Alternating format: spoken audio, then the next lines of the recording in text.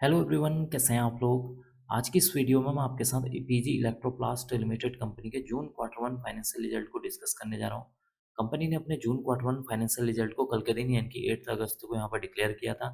अगर मैं आपको कंपनी के रिजल्ट को शॉर्ट में बताऊं तो इस क्वार्टर में कंपनी का जो रिजल्ट है थोड़ा बहुत मिला जुला देखने को मिल रहा है, क्योंकि एक तरफ तो कंपनी की जो सेल्स है उसमें अराउंड जो है 13.87% की तेजी देखने को मिल रही है। तो दूसरी तरफ कंपनी का जो मुनाफा है, नेट प्रॉफिट है, उसमें अराउंड जो है 21% की गिरावट देखने को मिल रही है, जो कि इसके लिए एक नेगेटिव पॉइंट है।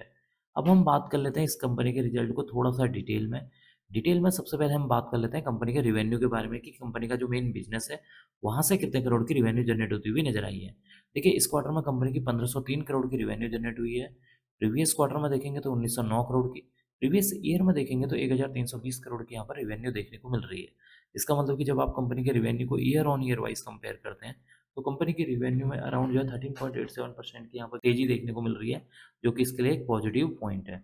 अब हम बात कर लेते हैं कंपनी के अदर इनकम के बारे में। देखिए, इस क्वार्टर में कंपनी की 18 करोड़ की अदर इनकम है। प्रीवियस क्वार्टर में 19 करोड़ की थी। प्रीवियस ईयर में अगर हम देखेंगे तो यहाँ पर 3 करोड़ की यहाँ पर अदर इनकम देखने को मिली थी। इसका मतलब कि इस क्वार्टर में कंपनी की जो अदर इनकम है उसमें एक अच्छा खासा इजाफा देखने को मिल रहा है, जो कि इसके लिए एक पॉजिटिव पॉइंट है। अब हम बात कर लेते हैं कंपनी के खर्चों के बारे में, यानी कि एक्सपेंसेस के बारे में। कंपनी बिजनेस कर रही है तो बिजनेस को रन करने में कई सारे खर्चे होते हैं। जैसे यहाँ पर आप देख सकते हैं कॉस्ट ऑफ मटेरियल कंज्यूम्ड एक खर्चा है, यहाँ पर purchase of stock in trade, यहाँ पर कई सारे employ benefit expenses, finance cost. तो इन सबको मिलाकर यहाँ पर बना हुआ है टोटल एक्सपेंसेस। तो इस क्वार्टर में कंपनी का 1437 करोड़ के खर्चे हैं। प्रीवियस क्वार्टर में देखेंगे तो 1750 करोड़। प्रीवियस ईयर में देखेंगे तो 1223 करोड़ के यहाँ पर खर्चे देखने को मिल रहे हैं। इसका मतलब कि इस क्वार्टर में कंपनी का जो टोटल एक्सपेंसेस है, जब उनको year on year wise compare करते हैं, तो इस क्वार्टर में कंपनी के जो टोटल एक्सपेंसेस हैं, वो यहाँ पर जो है बढ़ते हुए नजर आए हैं। क्यों बढ़े हैं? क्योंकि एक तरफ कंपनी के यहाँ पर जो रिवेन्यू है या सेल्स है वो बढ़ती हुई नजर आई है, जिसकी वजह से कंपनी के जो टोटल एक्सपेंसेस हैं वो यहाँ पर बढ़ते हुए नजर आ रहे हैं। अब हम बात कर लेते हैं कंपनी के प्रॉफिट बिफोर टैक्स के बारे में। देखिए, इस क्वार्टर में कंपनी का जो प्रॉफिट बिफोर टैक्स है 84 करोड़ है। प्रीवियस क्वार्टर में देखेंगे तो 179 करोड़। प्रीवियस ईयर में देखेंगे तो 101 करोड़ का यहाँ पर जो है कंपनी को प्रॉफिट बिफोर टैक्स देखने को मिला था।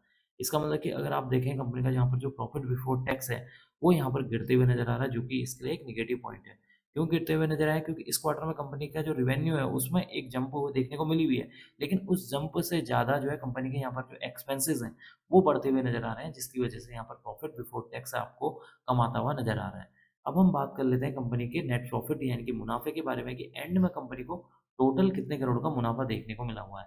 देखिए, एंड में कंपनी को यहाँ पर 66 करोड़ का मुनाफा हुआ है। प्रीवियस क्वार्टर में देखेंगे तो 146 करोड़। प्रीवियस ईयर में देखेंगे तो 84 करोड़ का मुनाफा देखने को मिला था।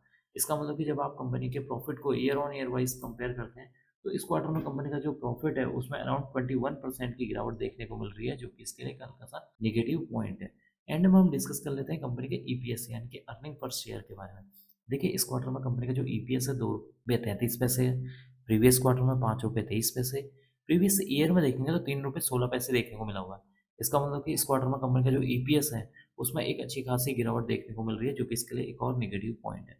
तो कुल मिलाकर देखा जाए इस क्वार्टर में कंपनी का जो रिजल्ट है थोड़ा सा मिला जुला, या फिर आप कह सकते हैं कि थोड़ा सा नेगेटिव साइड में जाता हुआ नजर आ रहा है, क्योंकि एक तरफ तो कंपनी की जो रिवेन्यू या सेल्स है उसमें 13.87% की यहाँ पर तेजी देखने को मिल रही है।